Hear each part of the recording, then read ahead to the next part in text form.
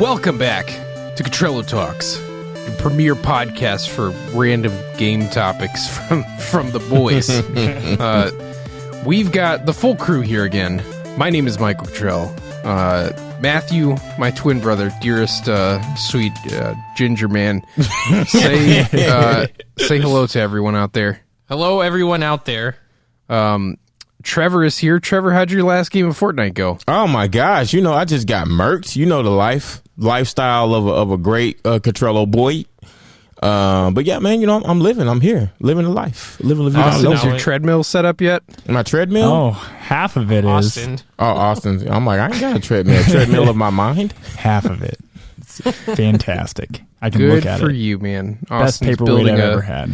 He's building a VR room, and then he'll never have to leave. See, that's his right. office again. That's a crazy thing. If I built the treadmill, I will probably build it and never use it. You know me. Remember, I started working out and I never did it. Oh, I remember. I remember Trevor got a membership at a gym, and I was like, dude, that's so awesome. I'm proud of you. And he's like, yeah, I canceled it a week later. It's just like, man, you're just... And, anyway, Cottrello that's Games, a story baby. for another Cottrello time. Games. Well, Austin's building a VR treadmill. He's doing it. It's more of a gamer thing than a. Yeah. You know, By building it, it means I'm building it with my credit card. It's more of a gamer thing than a fitness thing. We don't really care about fitness around here. I do. But. That's right. All right. So, the topic of the day. Don't want to get into too much banter. Does anybody else have that pet peeve where they listen to a podcast and like, when does the podcast start? It starts right now. The topic of the day is game remakes that need to happen. And I need to set a little bit of context. You know me. Always busting out the books, doing the research, the typing on the computer. Here's what I mean by remake. The bar is Final Fantasy VII Remake. Right. Something that takes the original concept, breathes new life into it. We're talking new visuals, we're talking new audio, we're talking like every piece of the game retouched in some way. What we're not talking about is when Nintendo will take a Wii game and move it to the 3DS, cut the frame rate in half and remove features from it and call it a game that they made from the ground up. Not what we're talking about.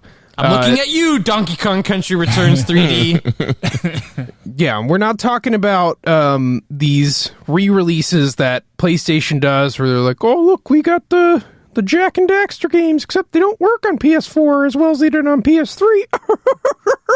Still $30, though. We're not talking about Kingdom Hearts 2 2.5 remix when every cutscene is blurry. Is worse than Kingdom Hearts 2 on PlayStation 2. We're not talking about that, are we, Michael? We're certainly not talking about Super Mario 3D All-Stars, which can you even call that a remake? I call that.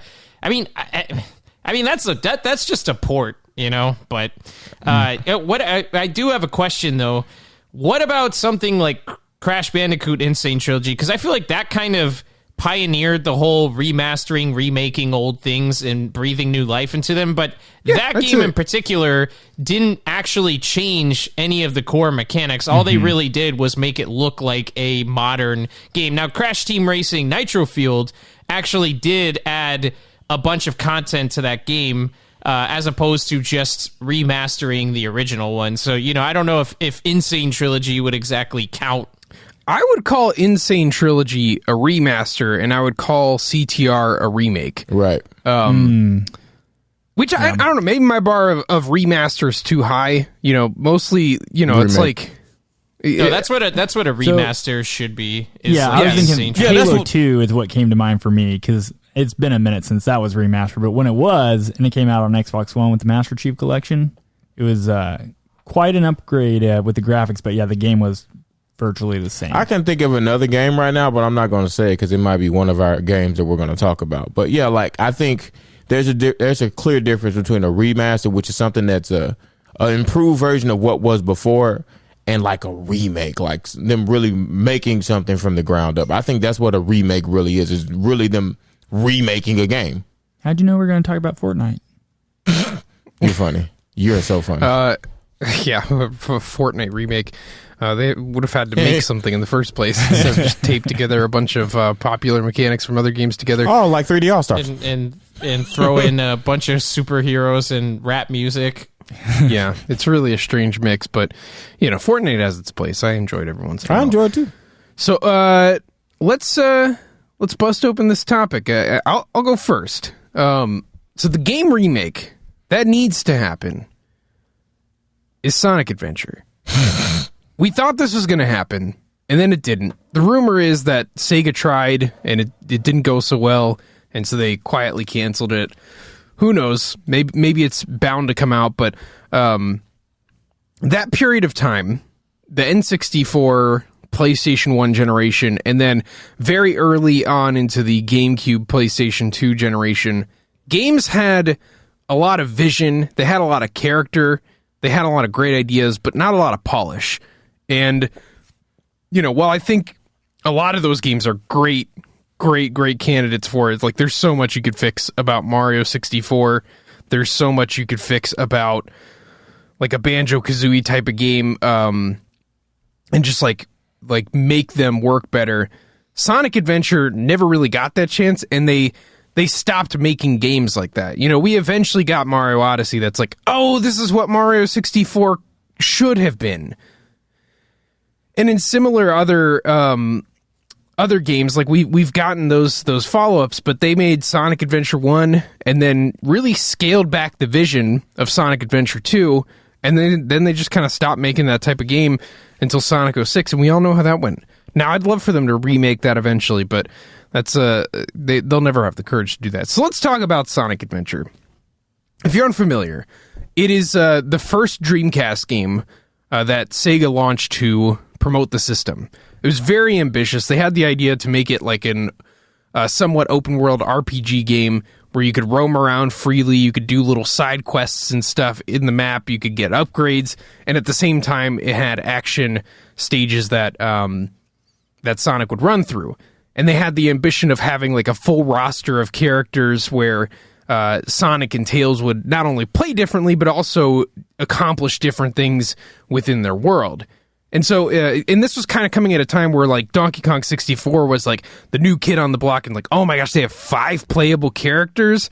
Yo, we need to jump on that. But Sonic has, I mean, I would argue like Diddy Kong and Donkey Kong are obviously like my favorite game characters, but I think the Sonic Adventure roster overall really trumps like the DK64 roster, like that iconic trio of Sonic, Knuckles, and Tails. Your tongue. And then you add Amy into the mix. I really like Amy. Did you just say Did you just say Sonic Adventure has a better roster than Donkey Kong 64? I did. What? The blasphemy. That is ASA 9, ASA 10, ASA 11, ASA 12. Listen, no, man, that's tough because I like a lot of the characters in Sonic Adventure, but I really feel like excluding Tiny Kong from Donkey Kong 64, like Lanky and Chunky are actually amazing characters, and they're so funny, and they fit their roles like perfectly, or at least what the vision was for those characters. They just perfectly embody. I don't know. That's a tough one, man, because I really like Sonic, Tails, and Knuckles, and I like Big the Cat just because he's a fat cat. I don't know. I just find that cool. But besides that, it's what, Amy and Egad, or no, not Egad. I'm thinking of so Luigi's Mansion over here. E10 whatever, the robot. I don't know. That's Matthew said, Michael, I'm gonna let you finish, but Donkey Kong 64 was the greatest of all time. No, I just think Donkey Kong 64 has a really underrated roster of characters. Like I said, Tiny Kong just feels like discount Dixie Kong. But if that game had Dixie Kong instead of Tiny, you couldn't tell me anything about that roster. Like there would be no touching it. If it was Dixie, Funky, Cranky, then like, yeah, I mean, I might err on the side of Donkey. But you love Chunky and Lanky. I do, but what I like about the characters and the story of Sonic Adventure is the way that the game is set up is you'll jump into Sonic's story and you'll experience everything from his perspective. And then you'll jump into Knuckles' story and you've got totally different objectives and totally different motivations. You get tricked into thinking Sonic's a bad guy, so you go to fight him. Like, all this different stuff happens. And some of those like side characters like the robot and Big are the most interesting because Big the Cat just seems like this random character. What's he doing here? It's this dumb fishing minigame that everybody hates that was just trying to show off the Dreamcast's realistic fishing technology. But what was so cool about him is that he has this like pet frog who eats a Chaos Emerald and becomes like very integral to the story. So the way that he interacts with everybody, like granted, the cutscenes were very poorly done in that game, but that's exactly why a remake would make it so much better. And the robot is a robot that, just like all the classic Sonic games, if you notice, when you hit a robot in the Genesis games, an animal will pop out and run away. So Dr. Robotnik, the way that he powers all of those machines, if you see in the Genesis games, you'll hit the robot and the animal pops out and they escape. And whenever you get to the end of a boss stage, you free a bunch of animals. He uses the animals as some sort of like energy source, which is very sinister for this like very cartoony villain. And this robot comes to the realization that he has one of those animals inside of him. So he goes on this suicide mission to destroy all of the other robots, like his brothers and sisters, and then he eventually just explodes and lets the animal free. And so it's this crazy, like, I mean, it's way too deep for this like cartoon hedgehog game, but it's like kind of coming to terms with like how a lot of times we live our lives on the backs of other people that have sacrificed, whether by their choice or not, so that we could have like whatever we have right now. It's like, there's a lot of cool stuff there, but all the cutscenes are terribly animated. The voice acting, not the greatest, but again, this was one of the first games that really like tried to do all that stuff. So by, using the motion capture technology that we have now, facial animation that we have right now, the better sound mixing, like the sound mixing in that game is awful. The music overpowers everything. But there's so much that you could do there, and that's just with like the fluff, like the visual and the story elements. We're not even getting into the gameplay. Yeah. Were you trying to say something about the thing, Matthew? Oh yeah. Well, I was sorry. I didn't know if you were done speaking about that or not. But no, I was going to say, if you're talking about as far as how characters in a game are, how integral they are to the story that's being told and what kind of part they play within that story, I think definitely, like, Sonic Adventure is telling a story from 6 different characters' angles, one cohesive story, and you're just getting all the different aspects of that story. So from that standpoint, it definitely, those characters work better, or I should say there's actually something story-driven done with those characters. I'm just saying, as far as pound for pound, what characters are more likable, or even in my eyes, memorable. But I don't know. I guess that's a really subjective argument. But obviously Sonic, Tails, and Knuckles is different. But the other 3, I feel like, But anyway, that's all I was going to say about the whole character debate. Yeah, we'll have a different debate on the Kongs versus the Sonic characters. Both series probably introduced too many characters for their own good. But I mean, I like Lanky and Chunky, but I'd give the edge to Sonic Adventure, really just in how they kind of like interact with the game. But I also thought this was the most ambitious idea of what 3D Sonic could be. Sonic controls smooth as butter in these games. I mean, I know there's all sorts of like collision bugs and there's all sorts of problems that exist outside of that, but when we're talking about like the feeling of controlling Sonic, it's so good. And I know that like he goes faster nowadays, and in stuff like Generations or Unleashed or whatever, but those games kind of play like a really, really deluxe version of Temple Run, where I don't feel like I'm in control of Sonic. I'm just like kind of giving him recommendations. I'm like, go fast. All right, maybe jump. And this game gave you full 360-degree control, and there's no cooldown on his spin dash, so you can keep spin dashing and pull off all these crazy stunts. There's momentum-based platforming, which wasn't done particularly well in the whole generation prior. And there's so many fun things that you can do with that, and little techniques that you can do to make the characters go a little bit faster or optimize their play. And if they really leaned into that and then just fixed a lot of the collision issues and maybe buffed out the length of the levels and the size and scope of them, I think you'd have the best 3D Sonic game ever. And all the story stuff that would usually, like, you know, I'm sure they spend a lot of time thinking up, what's Sonic going to do this time? Maybe he has the Kevin the werewolf join him and wear glasses and use a special gun to beat the clones of Shadow the Hedgehog. And maybe Classic Sonic's in there. You like Classic Sonic, okay? Adventure already has this, like, cool established story that people have fond memories of. And I mean, it's for, you know, if we're talking about, like, the bar being kind of like Saturday morning cartoons, like, I'd say it's a great plot for that. It's fun. It's a little dramatic. It makes you think a little bit about yourself.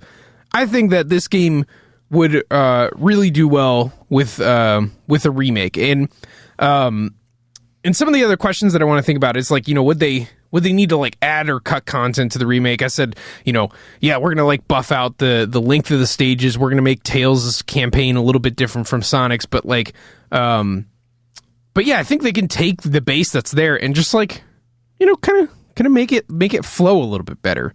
You know, maybe make the fishing game not be terrible, or just, like, cut that all together because people didn't like that as much. But yeah, I think you just take the vision and honestly, for, like, the visual style of the game, this is also the most interesting Sonic what ever was visually, because he was in between the step of being that, like, kind of chubby Genesis character and what he is now. And if you see the CG cutscene for Sonic Adventure, just do that. Just make the graphics look exactly like that. You could totally pull it off now. Tails would look super cool. Knuckles would look awesome. Sonic with that trademark grin that he gives on the Dreamcast box. I think something like that would really bring back Sonic, because it would show people that, like, no, there was something special here. It wasn't just that, like, you know, I played Sonic when I was a kid, and then I hit myself in the head until I thought that it was, like, a fun game. Like, no, there's usually some kind of spark of fun and creativity in a lot of the Sonic games. But the thing that always happens is they get in 2 years into making and they're like, oh man, we're nowhere close to being done, but we gotta make the holiday. Just release it anyway. And that's what they did with Sonic 06. They had a marketing deal with Xbox. They're like, good job, guys. You made probably one of the top 5 most poorly remembered games so that you could make it for the Xbox marketing event. Like, that system doesn't exist anymore, but the legacy of how bad Sonic 06 still does. And I just love for them to just, like, take the time and do that. And I was swearing that that's what they were doing with all this time that they haven't released a new Sonic game, but now they're making Sonic Run in the Woods or whatever. Yeah, well, you kind of illustrated my big problem with Sega and their Sonic games, is that there doesn't seem to be any consistency all the time, because they're content with releasing games that aren't finished, you know, and that's why every once in a while you end up with a generational game, no pun intended, like a Sonic Generations, and then you'll end up with a game that is essentially supposed to be a sequel to that, Sonic Forces, and you know, it's a shell of itself, you know, or comparatively speaking, it's you know, full of bad glitches, game-breaking bugs. They added some really what should I say, pointless part of the game where you play Steven the Hedgehog. We'll just call him that. That was always our nickname for him. But, you know, like, I don't know. I just say that to say that that's kind of my thing with Sega, where, you know, a reimagining or retake on Sonic Adventure would be really cool. I just don't know if I have faith in Sega being able to do it justice, but it definitely is the most ambitious Sonic game, and there's a lot of mileage they could get out of that. And I think, you know, it would benefit from, you know, I guess I should say it would benefit from how we look at games traditionally today, where we realize kind of the same thing with Donkey Kong 64, that you don't need to make it so that to switch characters you have to do these tag barrels, or which I know Sonic Adventure didn't do that, but I think maybe scaling back the number of different characters that you're playing, or, you know, not forcing you to do silly challenges like you mentioned, Biggs fishing, like that was just pointless if you ask me, and the game would honestly be better without it. And that's why I loved, you know, what you did with Sonic, Tails, and Knuckles, but and even the robot, but I think Amy and Big were worthless, to be honest. And I think the game could benefit from narrowing the focus, because I think, honestly, that problem came to bite them in the back when they did Sonic Adventure 2, where it's, my take on it anyway was that Sonic and Shadow are a lot of fun to play. Tails and Dr. Eggman, I mean, it's not terrible, but it's not great either. And then Knuckles and Rouge were just abysmal. I thought those gem hunting things were awful, especially when sometimes it just felt like they were impossible to find. I don't know. So I think if they ever did remake those games, it would be cool if they tried to narrow the focus, maybe not have as many playable characters. And if you do, just find more ways to make them fun instead of figuring out ways to just essentially make the game longer, because I think that's usually what those things, that's the purpose they serve. Yeah, which, I mean, is also one of the biggest problems with every Sonic game, is that if you make a platforming game and, let's say you took Mario 3D World and you tripled Mario's speed, you'd clear the game in a third of the time, and it'd be all of a sudden you'd have like a 3-hour game on your hands. And, that's the problem that every Sonic game is facing. And I would argue that Sonic, at its core, is more about momentum and rhythm than it is about speed. Because the Genesis games really aren't that fast. In certain instances, you'll be running fast, but usually that's when the game takes control away from you. Really, when it's fun is when you see the obstacles coming, you're dodging them, you're jumping at the right time, you're hitting the ramps and all that stuff. And I think that Sonic Adventure, more than the other 3D games, captured that as well. But I think, I think certain play styles are worth saving, but I think like you could just kind of adjust it a little bit to make it fun. It's like, or like the Ratchet and Clank games always do a good job of like the Clank levels, but they're just kind of paced well. And so maybe you mix the stories where you're swapping between characters based on the chapter that you're in or what have you. But yeah, I mean, I think it's just one of those games that was a little too ambitious for the time that it was born in. And, even just by proxy of being on a more powerful system, you'd fix a lot of what's wrong with it. Mainly... Well, that was definitely a testament to the era. That era was entirely about, reaching for the stars. And in a way, I kind of miss that ambition. I feel like entertainment across the board, especially in filmmaking, but definitely in video games as well, I feel like people just used to want to do something that had never been done before, or go the length of the field that nobody else was willing to go. And, now I think, game development is more about playing things safe and scaling back and saving yourselves money, and same just with any other type of entertainment. But I think it's definitely a testament to that era. And like I said, in a way I miss it, but you have examples like a Sonic Adventure where they probably bit off a little more than they could chew. Oh yeah, way more than they could chew. I mean, they couldn't even, that system killed them as far as like a hardware developer. So yeah, but yeah, I would love to see that. I hope that it didn't get canceled. I hope they're still trying to do that, and that we see that someday. Obviously, there's a market for it. 3D All-Stars didn't even try, and they sold like 9 million units. Final Fantasy obviously did well. And it's just another one of those like, late 90s, early 2000s games that would really benefit from that. But anyway, you guys ever played Sonic Adventure? Trevor, Austin? I have not. I think my brother did. If I did, I don't remember it.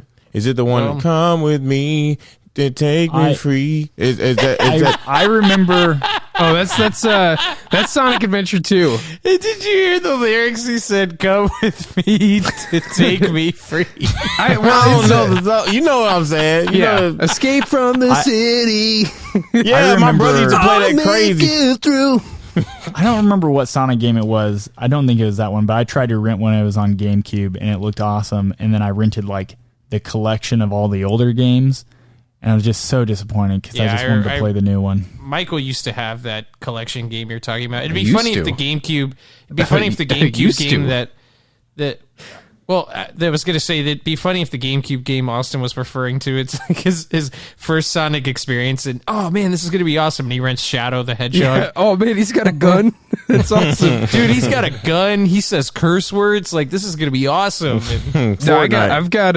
I think I have every Sonic game that came out on the GameCube because I do have the Mega Collection. I have that one now, which is awesome because I didn't want that when I was a for kid, the longest, for like a decade, that was the only like legal way to play Sonic 3.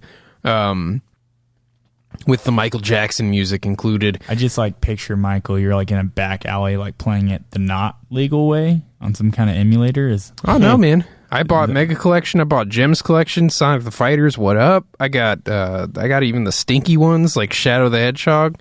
No, I mean I got them all.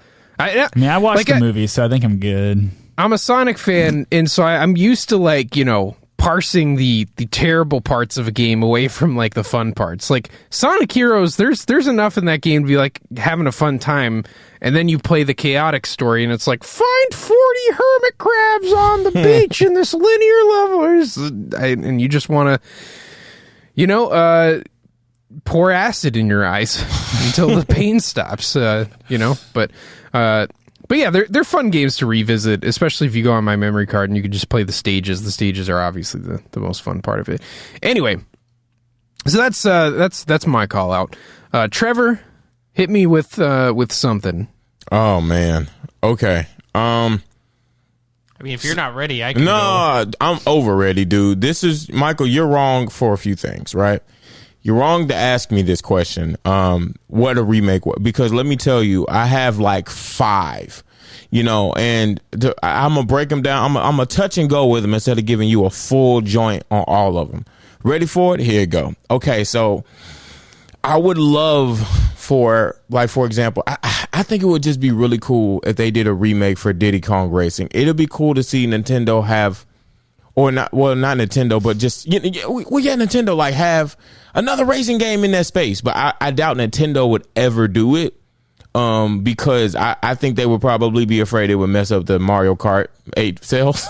But I think Diddy Kong Racing would just be really cool to see something in the Donkey Kong universe that isn't just Donkey Kong Country, and it'd be like a racing game. It's just something different in that racing ecosystem.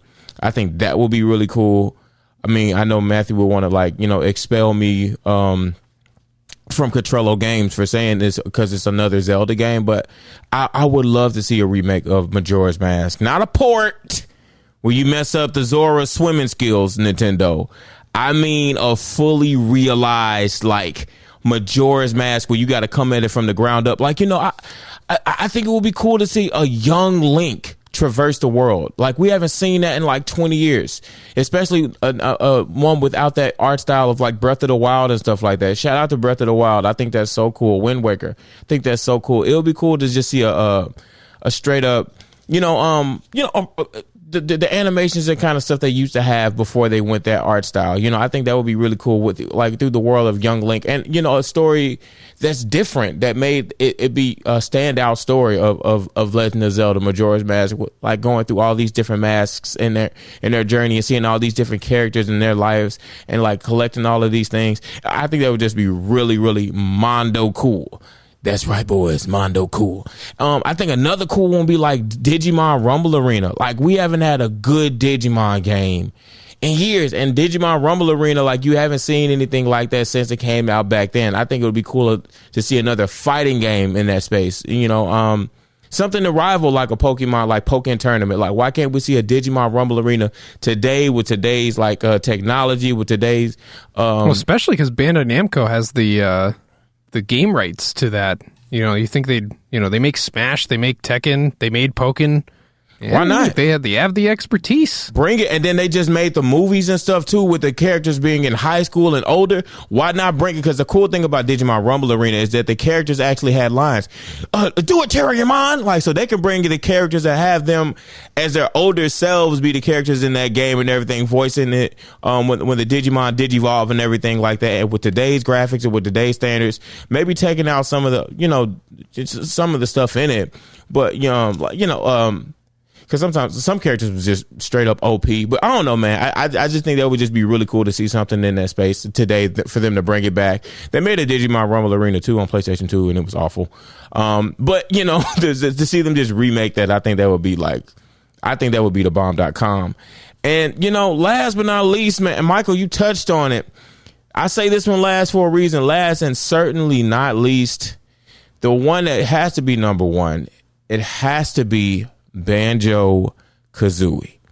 Because that thing right there would make me buy a whole nother game system. I've been trying to become an Xbox fan for years. That, sir, would make me an Xbox fan. Not a remaster, which the remasters look cool. Like, you know, touch up the graphics and stuff. Cool. I mean, a remake of Banjo. I don't care if they just rip the one from Super Smash Brothers, that model, and just make a game around that. I'll take it. But just give us a Banjo game. Dude, they've already confirmed that. It's called Banjo-Kazooie. No. I don't want that. Seriously? Is that a real thing? No, it's a concept. People have said if they ever remaster or remake those, they should call them. That'll be amazing. Banjo-Kazooie. Yeah, or somebody said Banjo-3-Tooie. I don't care what you call it. It could be Banjo-Dadooie. I don't care. Just give me a Banjo game, please. And don't even be boss by boss, and do not only that rare, but also make another Diddy Kong Racing through Xbox, a racing game that's not, oh man, Gran Turismo 5 with ray tracing and you can see your mother's breath from 5 miles away. No, I'm talking about like a game with like cartoon characters and this and that, and like, you know, like being on a boat or like flying on a plane, like those kinds of things all in one, like straight taking some kind of Mario Kart 8 but really Diddy Kong Racing swag. Banjo Pilot back. That would be amazing. That would make me buy an Xbox and not regret it. That would be something different, and that would draw so many people to the Xbox ecosystem that they never thought would come. I think that would be amazing. But those are the games that I would want to remake from in my perfect world. But number one, it has to be Banjo-Kazooie, because that's the thing that makes me turn my head and not want to go to bed. I'm just saying. Yeah, let's talk about that one, because I would literally buy an Xbox One X. I don't. Psychonauts looks cool. Not compelling me enough to like want to buy the system. If they made a Banjo game of any kind that wasn't nuts and bolts, I would literally buy the system. Straight. Just for that. There's nothing else on Xbox that I need. I could just put that money into a PC and be happy, but I would buy an Xbox if they had a Banjo game. Am I the only one? No, facts. I will buy. No, I mean, you're, man.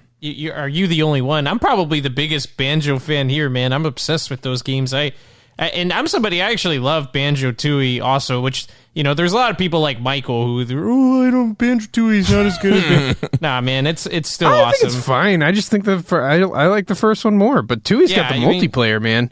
Tooie's special. Yeah, the people Tooie's always forget about the golden. Like, could be its own video game. Yeah. Which honestly, dude. Okay, so you know, Banjo-Kazooie, they redo the first two games. It's in like the style of the renders. You know how like the box art looked. Just make it look like that, and then the multiplayer mode is its own standalone multiplayer game, and. That would be cool. That'd be insane. No, and then you could play with like, no, you know, Banjo, or what's my man with the skulls? I haven't played that game since I was a kid. Mumbo, and then, you know, Bottles, like, you know, all these different characters. I just think that would be cool. But Bottles died. Listen, bring him back. Bring him back. He dies at the beginning of Banjo-Tooie. I remember. I had a really good thought, but Michael just. You know, went off on that tangent. There was something that I was right about to, or I was in the middle of seeing. I can't remember now, though. I'll keep going until you think of it. But no, I just think that would be like just so cool for them to just bring that back. And I think I forgot my thought now. Dang, boy. Yeah, Banjo-Kazooie would just be dope. I bought literally, because you guys know I bought not one, 2 amiibos. 2. Usually I don't open them amiibo. I bought one that I can open and one that I can leave in this packaging because I love Banjo-Kazooie that much. That's one of those things. Oh, this is what I was thinking. I didn't know who he was until I saw Diddy Kong Racing. I'm Banjo, and I'm like, whoa, who is that guy? So that's where he started. Banjo-Kazooie came out after Diddy Kong Racing. And guess what? When they came out with Banjo-Kazooie, I bought it because I saw him in Diddy Kong Racing, and I love that game. Now that's one game I played through as a kid, and I beat it, and I enjoyed it, and it made me buy Banjo Banjo-Tooie. Like, Banjo-Kazooie, that's one of those, people argue that's probably the best. They would say that's better than Mario 64. They would say that was the one that really... I'd say that. I mean, I'm just saying, yeah, I don't think that's... I think to a lot of people, that's a pretty clear and cut, objectively better game than really all of the other N64 platformers. I think it'll be cool. I hate to, hijack, Breath of the Wild swag, but what if Banjo-Kazooie, if they remade it, it was an open world kind of thing? Like, I think that would be really cool too. Just really make it fresh, make it funky. Or if they did, I don't care if they even just did because we had a conversation, in the beginning about like a remaster. I don't even care if they really did a remaster. That's how much I want it. Even if they just gave it today's graphics and just remastered it, I take that. But I would love a remake if they really just came to it and came to a fresh, building it from the ground up and not being afraid to delve into that ground Xbox, because Nintendo, I mean, more than one people, like more than one person can share that space. More than one company can share that space. I mean, go different, go new. I mean, Starfield, that's cool. Halo, cool. But I would buy an Xbox for a Banjo-Kazooie remake all day, every day, probably buy 2. That's me. Yeah, I mean, my only thing that I struggle with that is, see, I'm in a different camp.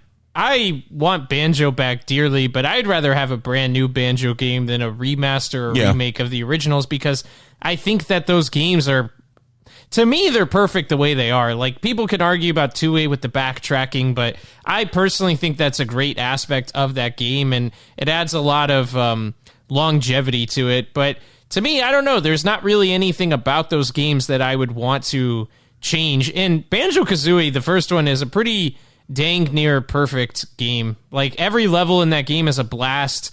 Every jiggy is well thought out as far as where it's placed. I think the only thing that's kind of tough in that game is that board game you have to play to get to Grunty at the end of the game. Some people didn't like, because if you answer enough wrong questions, I think you end up losing and you have to do it again. But I found it to be fun. It's a nice spin on, getting to a last boss where you have to complete some trivia. It's basically, answer the right questions or die. And I found it to be really cool. And I remember Yooka-Laylee did kind of something similar with its first game, but that's kind of my only thing, is I'd almost rather have a new Banjo than a remake of those. But I'll take whatever I can get.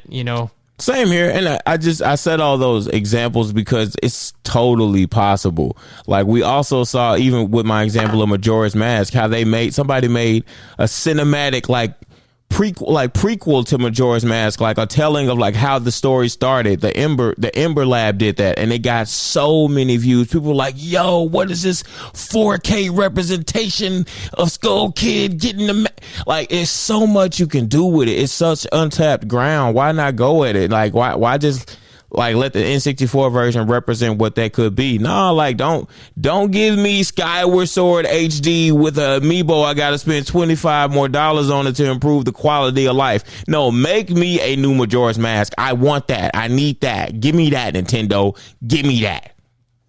Yeah, well, see, the difference with that, Trevor, is one would require some modicum of effort and the other doesn't. And so that's why we settle on the, I mean, in Skyward Sword, to be fair, it's 60 frames per second now. I mean, that's pretty cool. I don't think that takes much work. It's just that you don't have as many hardware limitations on the Switch as you did on the Wii. But they would have to remake Majora's Mask. They would have to. I just think locking a great new idea behind a paywall is the most anti-consumer thing. And I hate the term anti-consumer, throwing that around, but that's basically the main change they made with that game, other than the frame rate increase. And so, yeah, I mean, that's kind of the thing, though, is one would require effort. The other one, we saw with Super Mario 3D All-Stars, they couldn't even be bothered to make Super Mario 64 widescreen, even though the other two games are in widescreen. So, that's never going to happen, but it would be fun to see.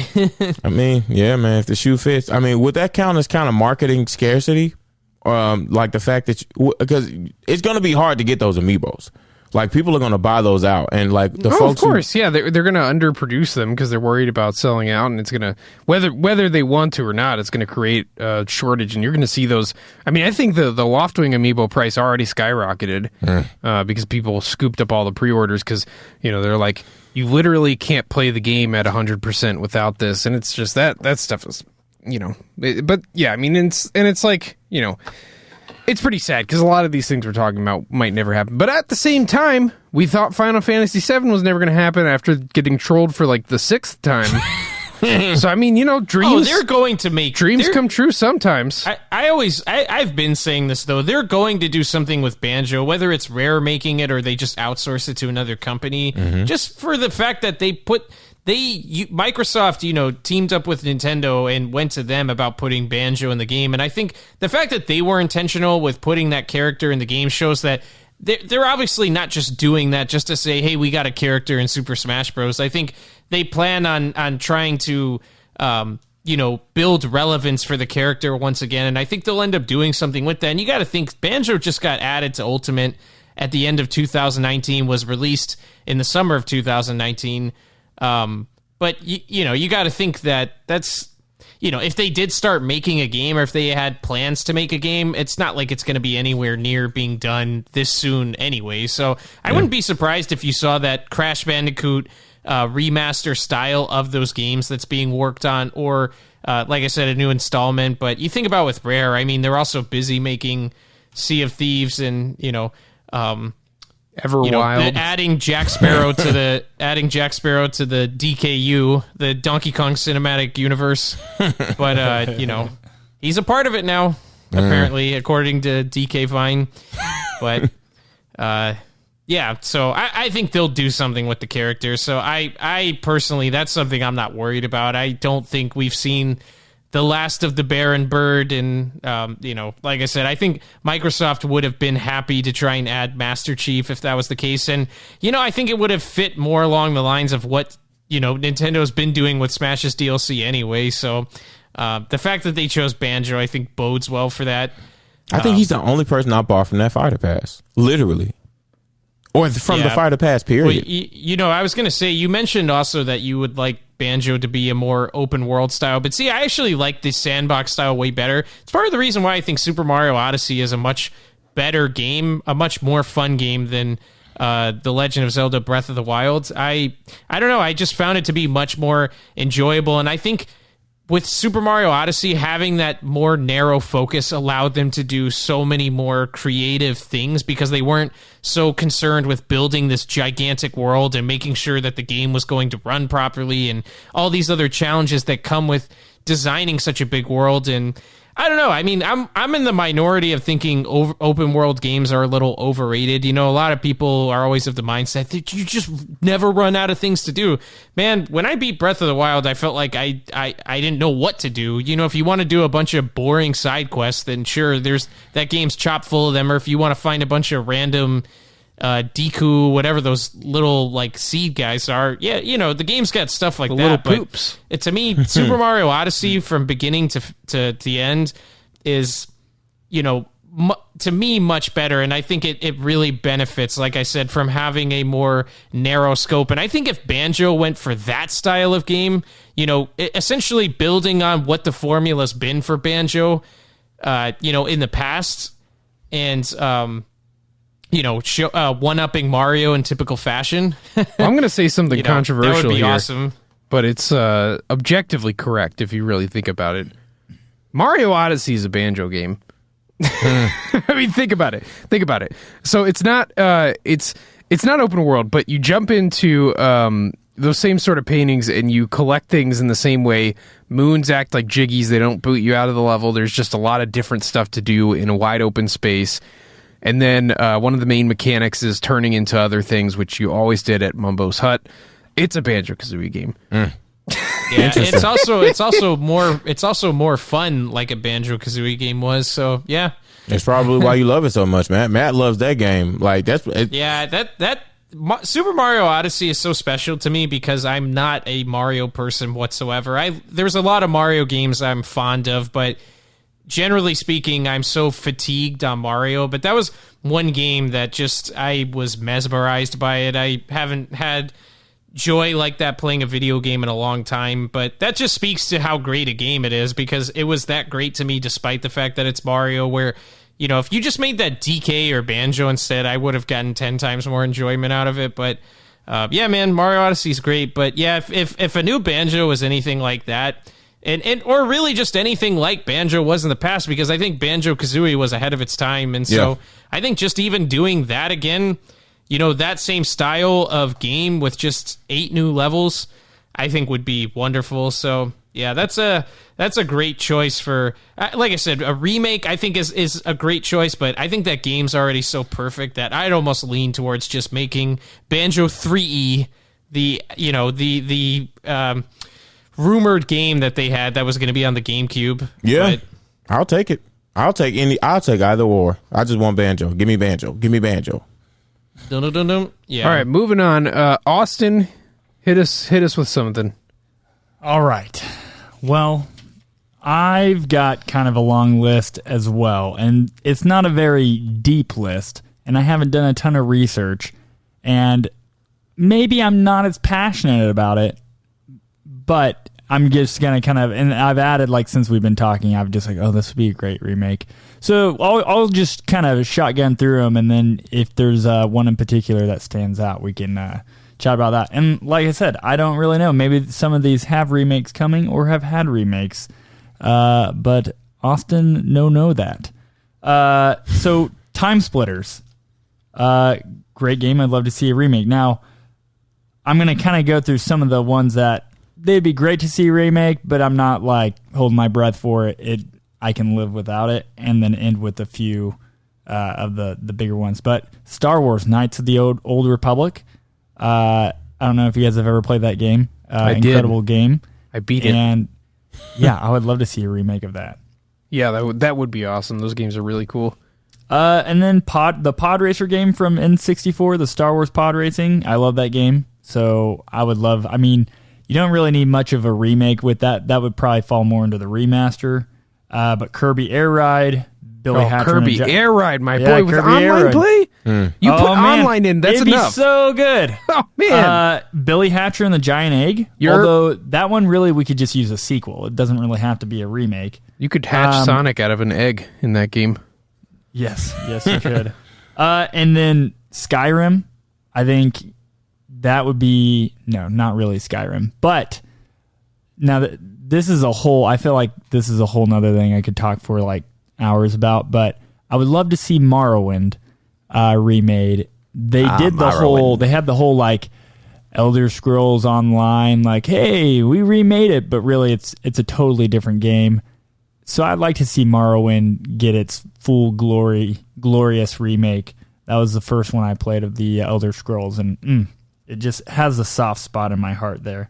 And then Croc from PlayStation. Definitely gotta get Croc in here. I think he needs to be in Smash Bros. Somehow. He was a crocodile with a backpack. He was. What if they put Godzilla in Smash Bros? Matt, would you like that? That would be pretty amazing. He'd be a good assist trophy. That's true. I'm cutting you off. I got to get through the list. Hold on. Do your thing. I definitely had Majora's Mask on there. That one is like, now I'm getting to the ones that we're serious about. I really liked Wind Waker, so I'd love to see a Wind Waker remake. That's a tongue twister. A Wind Waker remake. And I would almost love to see it with different style of graphics. I really appreciate it, and I love the style that it is, but I could go to see like something else from that. And then, of course, Ocarina of Time. I think any of those 3 Zelda games I would love to see a remake of. And last but certainly not least, this is kind of a bonus, just out of curiosity because it has the reputation of the worst game of all time, is E.T., the Extraterrestrial. I would just like to see that game be an actual game. And I don't know what that would look like. It really wouldn't take much to remake that. I bet you we could remake it. I really like the idea of like someone kind of like redeeming themselves by just remaking a terrible game. Like if Sega remade Sonic 06 and just knocked it out of the park, they'd become a household name again. Oh yeah, but they'll never do it. Yeah, that was a lot of different ones. But I think looking at it now, I mean, we could talk about the Zelda games being remade, but I mean, I really want to see like Kirby Air Ride, Billy Hatcher. If you had to choose one, which one would it be? Out of all of these? Mm-hmm.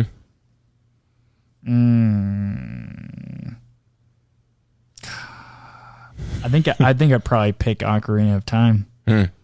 I think that's the perfect. I mean, that's almost the perfect game to give this sort of treatment to. Which I'll just say as an aside, Time Splitters. There is a new game in the works as of May this year, so that's coming down the pipe. I had fun with that game. There's like a monkey with a gun, and there's rumors of Star Wars Knights of the Old Republic as well. Yeah, that could be interesting. But Ocarina of Time. So I never played Ocarina of Time growing up, so I don't have the same romantic picture of it that everybody else does. And when I finally got around to it, I was like, man, this is the game everybody's talking about. This is the legendary Ocarina of Time. And I played Majora's Mask before that, so it's not like I was surprised that it was like a clunky 64 game. Every 64 game is clunky in some sense. But I was surprised at how obtuse a lot of the game was and how I was just like aimlessly circling around Hyrule looking for whatever I was supposed to do. I was like, oh, you're supposed to get water from this particular body of water, and then you'll get a fish and feed it to the big fish, and then it'll eat you, and then the dungeon starts. All that stuff really confused me, and the combat is pretty clunky, and it's like, and also like the moments, you know, I'm sure that was impressive when I was like 5 years old to see like Ganondorf in all his polygonal glory. But like, it doesn't scare me anymore. But I can see like, you know, that scene where you peek through the windows of Hyrule Castle and you see him bowing to the King of Hyrule, like with just a little more cinematic flair, maybe some voice acting. Actually, maybe not. After Breath of the Wild, do you really want that? Maybe not. Sure about that? But you know, but like with a little more cinematic finesse, you could really make that moment pop. And it's the same thing with Majora's Mask, because they're both like very, very cool ideas for Zelda games. I mean, like the apocalypse pretty much comes in Ocarina of Time, and Majora's Mask, you're having to confront your mortality constantly with the moon about to crash into the world and end it. And so I think those games are such good candidates for remakes. And when I heard they were bringing to 3DS, my heart sunk, because I was like, oh, this is what you're going to do.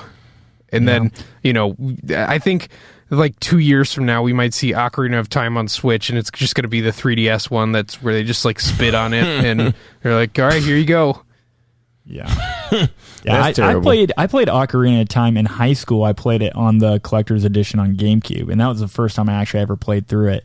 I remember do you still have that collection?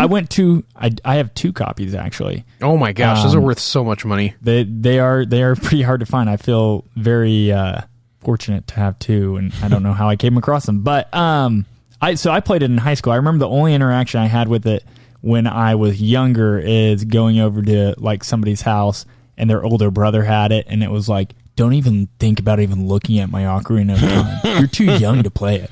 And so I was like, well, okay.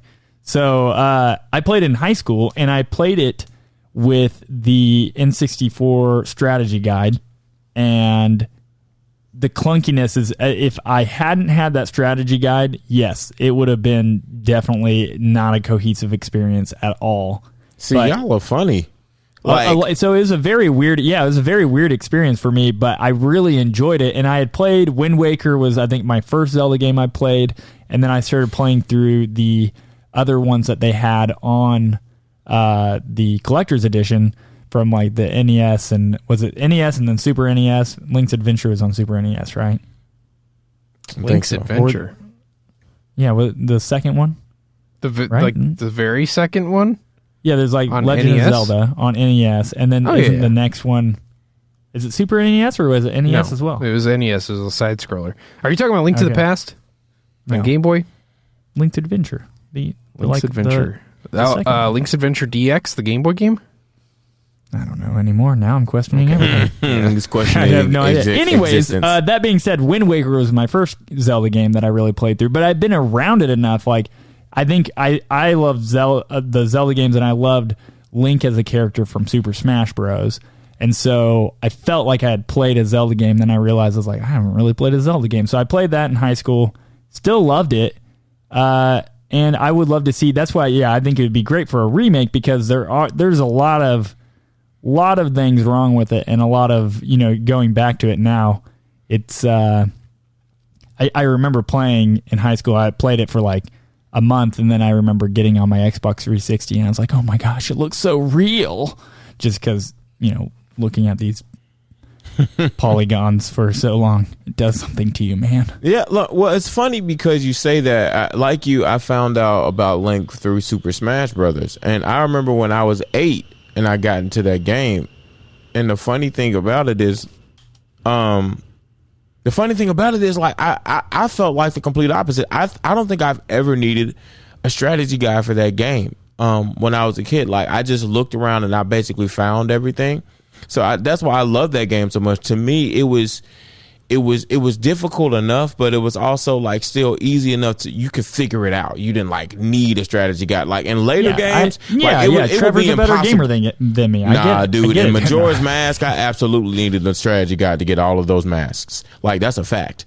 But that one in particular, out of all the Zelda games where I felt like I needed a strategy guide in order to get all the greatest things in the game, I felt like Ocarina of Time, you didn't. And I think there's so much that could be done with it. And Michael, you saying like the Ganondorf moment, there's a reason why they chose that Ganondorf model and put him in Smash Ultimate, because that was the intimidating, that was the groundbreaking Ganondorf right there. Like, just like pause the game when you play Smash Ultimate. Just the way he even looms over somebody when he's lunging at them is like, oh my gosh, who is this intimidating like person right here? It's so that I'm mad that they won't come out with a Ganondorf amiibo with that model, or like the Zelda amiibo with that model from Link to the, not Link to the Past, but Link Between Worlds.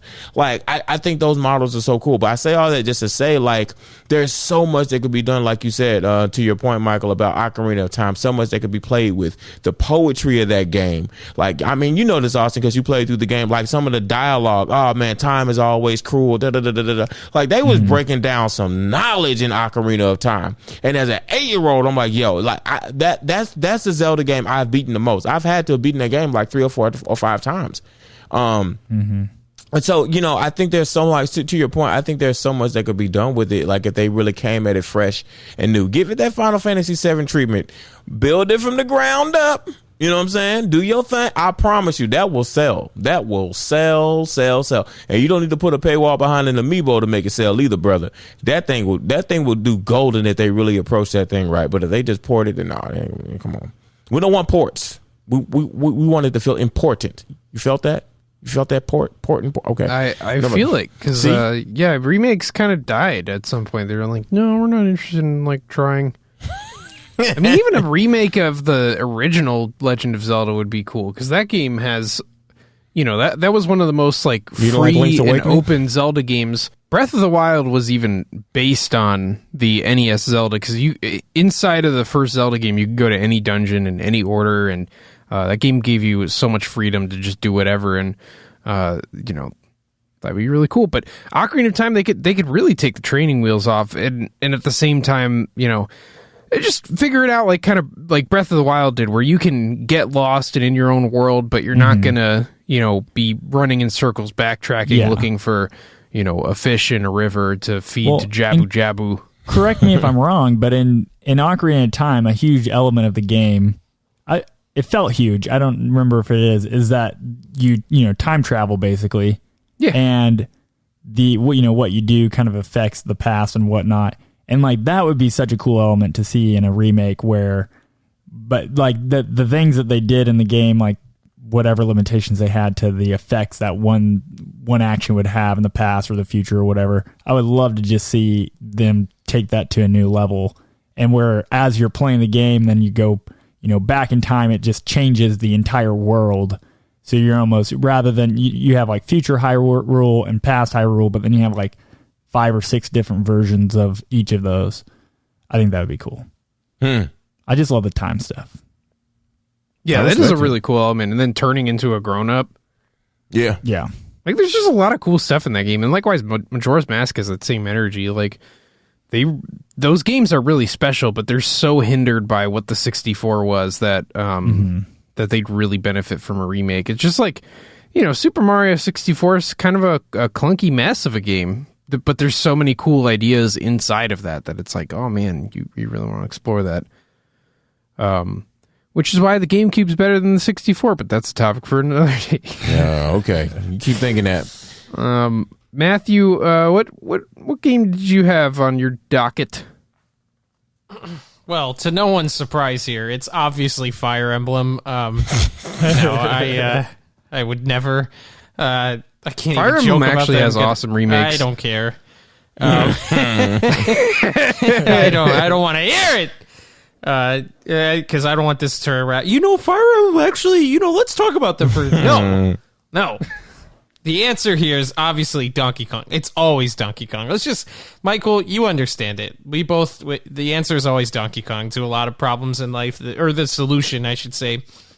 But it's funny. I was thinking I've always wanted to see the original Donkey Kong Country just remastered the same way Crash Bandicoot was done. Where it's literally the same game, but it's just everything looks modern. But the more and more I thought about it, because Michael brought up Donkey Kong 64, and that's actually a game I think would be my choice, just because they've only attempted 3D Donkey Kong once, and I think it's one of those games that. If it came out in a different era, it would probably be 10 times better. I just think for its time, it was biting off a little more than it could chew. And, I think that game also, the way it's been looked at contextually speaking, a lot of people look back on it as saying it hasn't aged well. And I think it's because at the time, that's what games were going for, creating like collectathons and really making your game last as long as possible, because that was looked at as value back then. And that's what a lot of games were trying to do. I mean, we were just praising Banjo-Kazooie and Banjo-Tooie, and literally those games are essentially the same thing. I mean, does anybody forget in Banjo-Kazooie the notes, the Jinjos, the skulls? Like, there was a million collectibles, but I just think Donkey Kong 64 is one of those that would benefit so much from a remake, because you could easily get rid of the problems that plagues that game. I personally think if you just took out the mini games alone, or not even the mini games as a whole, just the bad ones like Beaver Bother, or if you just fixed it or didn't make them the most difficult aspects of the game, that right there alone almost entirely changes that game for me. I just hated when there was a fun level that you're playing in and you solve a cool challenge and your reward is to play some mini game that deviates from the normal gameplay style of that game into something that, not only is it different, but it's also usually they're the hardest aspects of the game. And I'm never a big fan of if you're doing something that the game isn't training you on how to do, like it's something you only do once in a blue moon, those should be the easiest parts of the game, not the hardest, and for whatever reason, Rare always love to make those the hardest parts of the game. And I'm just like, why? But I think changing that alone would change that game big time. I also think just the ability to switch Kongs without having to use a tag barrel, even though I never minded it, I think they were very meticulous with where they put the tag barrels. I can only count when we were playing through the game recently, which if you're subscribed to Cottrello Games, or Cottrello Plays, I should say, we've started posting that series and you'll see the rest of it in due time. But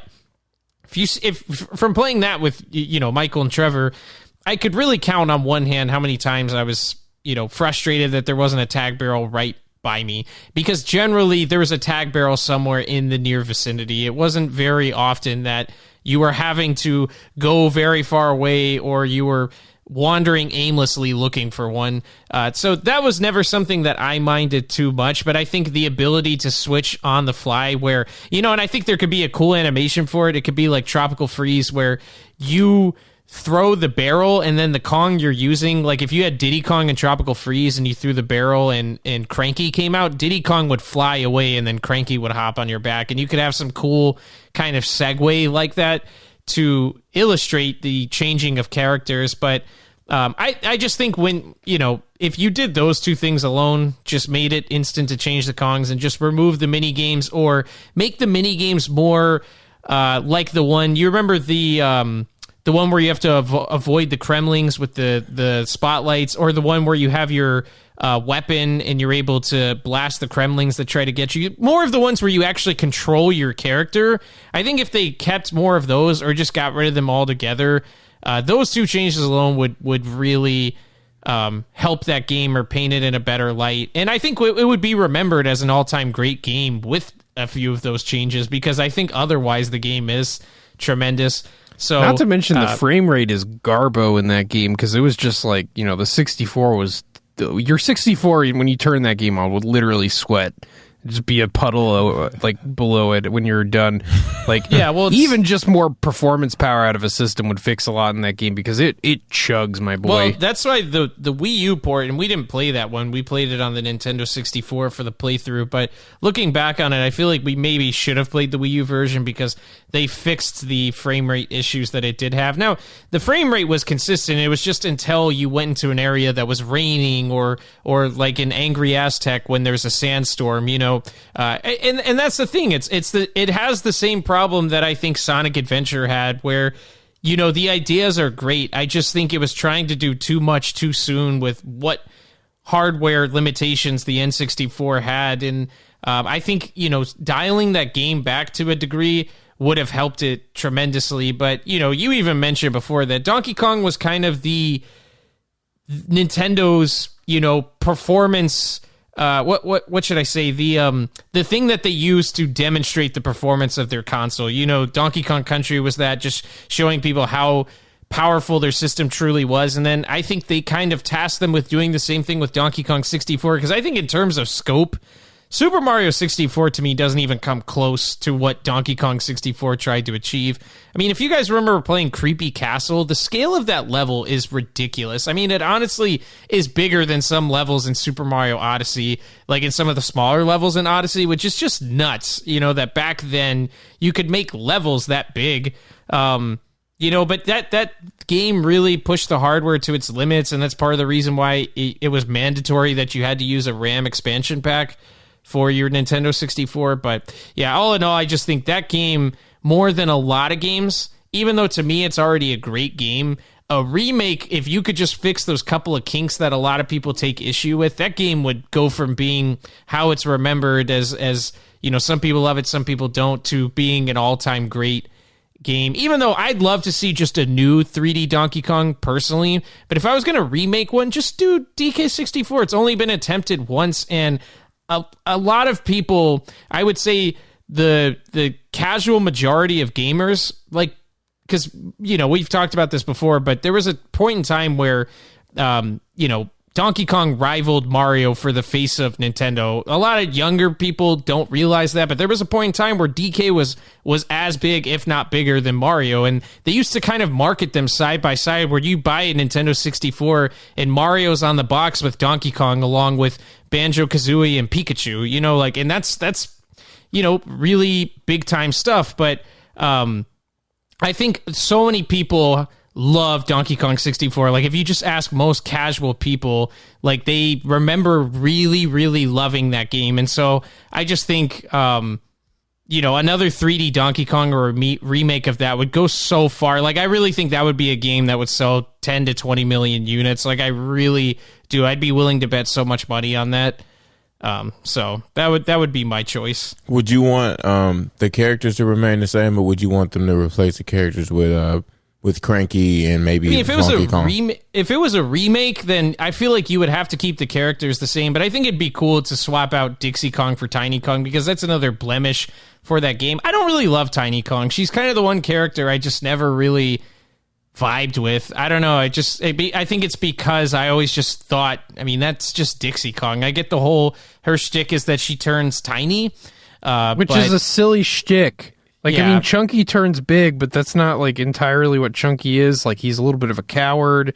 He's reluctantly doing this. There's some layers to Chunky, and you could even say to Lanky, but Tiny is just I'm Dixie Kong, except I turn small. It's there's no reason why Dixie Kong shouldn't be that character. There's just, she's more redundant than even like some of the characters like Swanky Kong. Like at least Swanky Kong has nice teeth. And that's where like I think, and honestly, you kind of made an interesting point where, I think this is the other issue I take with Tiny Kong is there's nothing really special to me about Tiny Kong. Now, you could kind of argue the same with Donkey Kong and Diddy Kong, that they're pretty subtle, but I think because they pioneered the franchise to what it became, I think it's a little more understandable. It's kind of how Mario and Luigi, which Luigi now over the years, ever since Luigi's Mansion, has developed so much more personality, but for the time being, I think...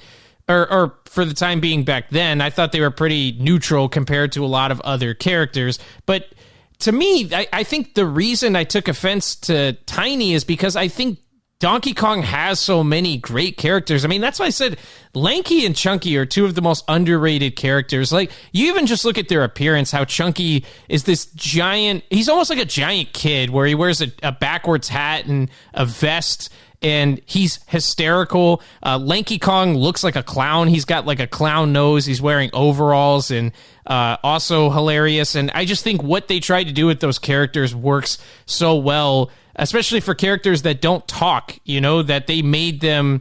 They all have life and personality, I feel like, and they're also memorable. But Tiny's kind of that one that there's nothing really interesting about her.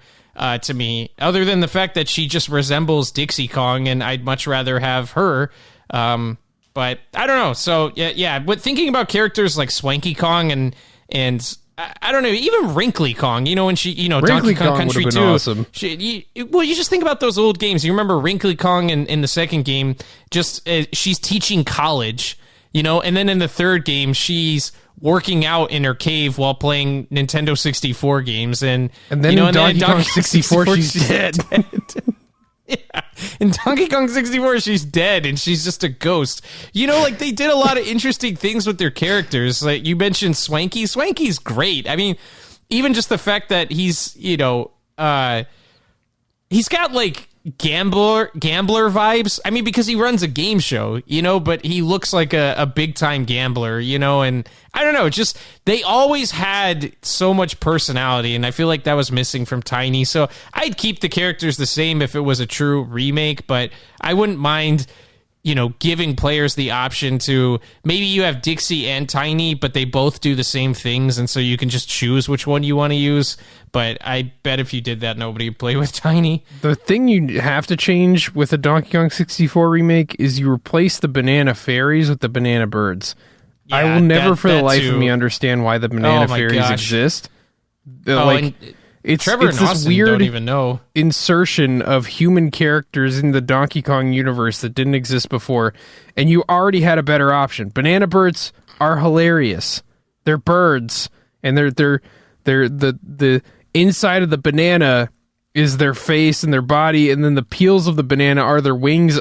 Like, are you kidding me? Yeah, honestly, they honestly, I told Michael this, but the banana birds look like well-designed Pokemon, like the queen banana bird, the one that you save at the end of Donkey Kong Country 3 that ends up stopping King K. Rool. Spoilers. Yeah, if you haven't played a 25-year-old game.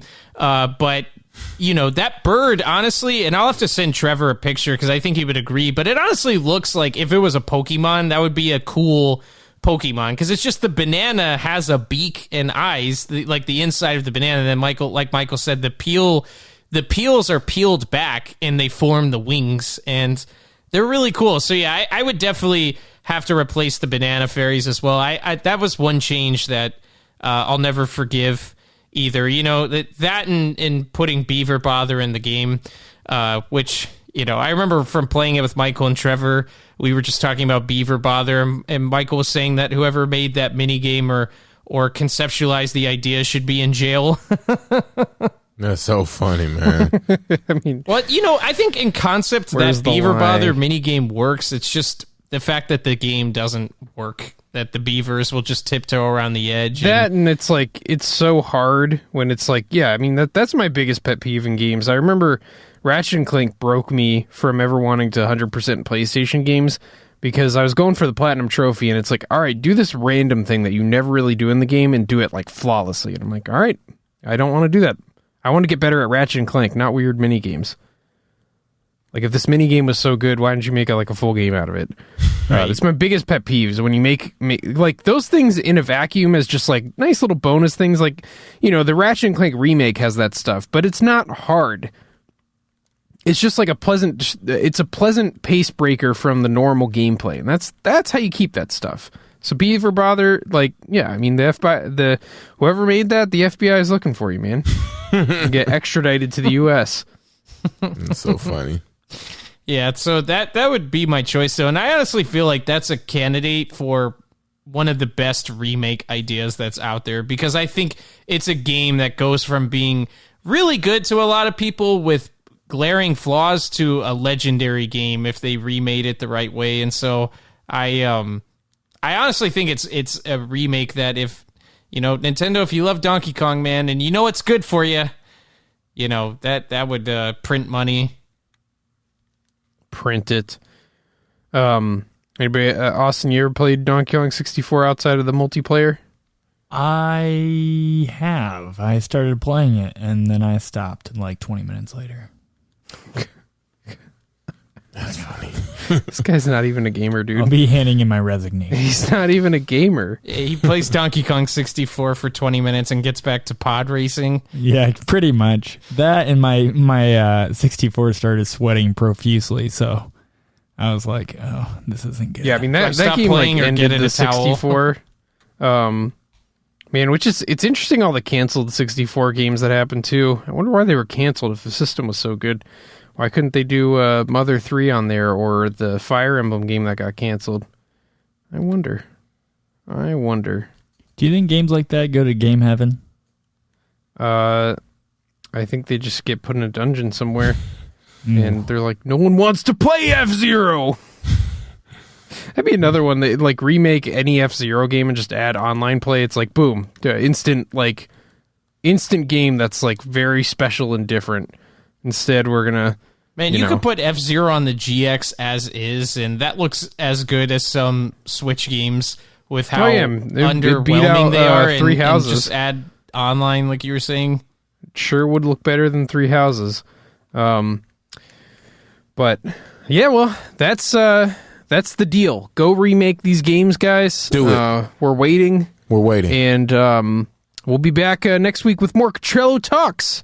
Thanks so much for tuning in. Subscribe to the show on whatever podcast service you're listening to. We are also on YouTube, the Spotify. If we're missing anything, just let us know in the comments. We'll take care of it. Anyway, see you next time.